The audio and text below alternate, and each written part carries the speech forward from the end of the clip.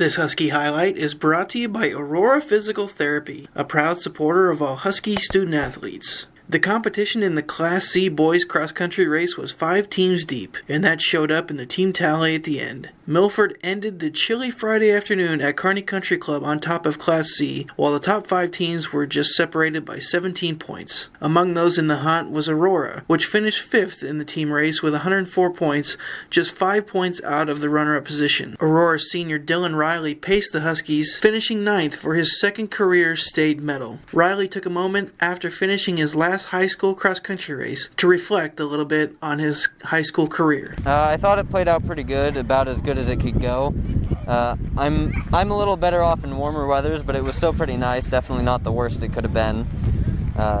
But I just sat tight at the beginning, tried not to overrun it, moved through the middle, and I think I did pretty good at the end. Had a decent finish. Yeah. Talk about the obviously a lot colder than what you're usually used to. How was that different, and how did you differently prepare for today? Nothing much outside of just wearing tights under my uniform, but overall I'm not incredibly affected by the weather, but definitely enjoy warmer temperatures more. Yeah.